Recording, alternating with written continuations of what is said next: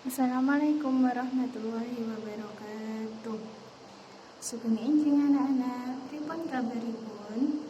Mugi-mugi tansah sehat, semangat, lan padha bebungah. Dinten iki sinau nulis aksara Jawa. Inggih menika niki wonten aksara Jawa lan pasanganipun. Sandangan aksara Jawa.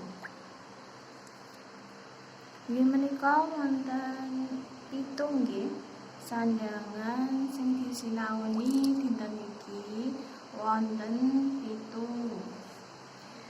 Kaping setunggal yaiku weknyan. Weknyan iku kagem nyigek aksara H. Nggih. Wujudipun niku sampun Uswita jelasaken nggih.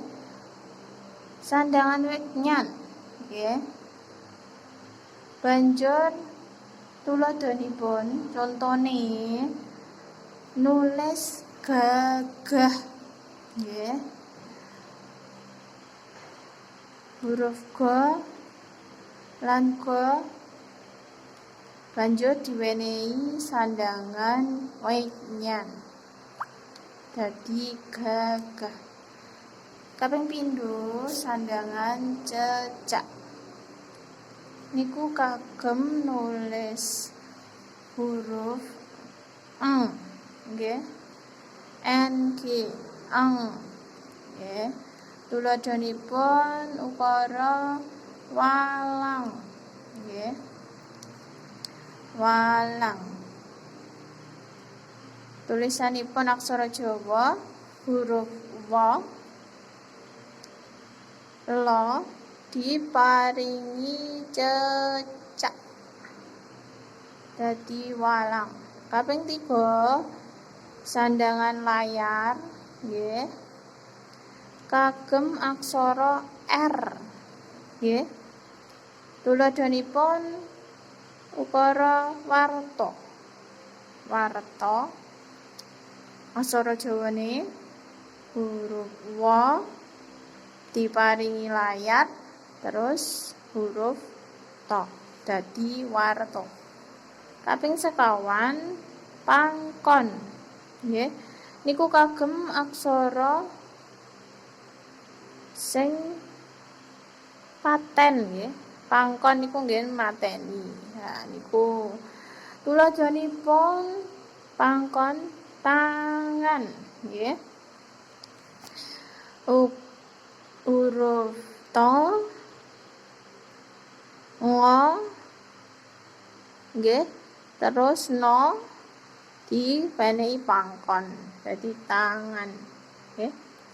Nomor gangsal pengkal niku kagem sesulih aksara ya nggih, kagem nggo nulis aksara ya. Nah niku wujudipun hurufipun nggih. Nggih. Madya nggih, tuladha nulis nganggo pengkal ukara madya. Tulisan aksaranipun nggih aksara ma diwenehi da lajeng diwenehi pengkal dadi madya. Lajeng kemalih nomor 6 enten sandangan cakra. Niku kagem sesulih aksara ra. Wujudipun ngoten niku. Tuladhanipun nulis kraton nggih. Aksara ka diwenehi cakra nggih. Terus ta diparingi taling tarung. Lajeng no di pangkon dados kraton.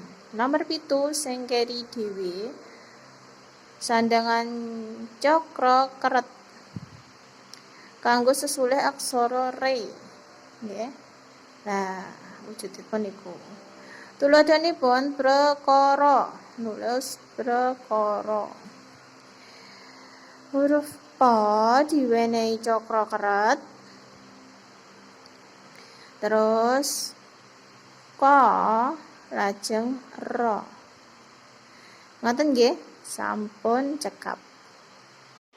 Menika pitung sandangan sing kudu dipelajari. Saniki tinggal latihan tulisan aksara Jawa loro ukara iki.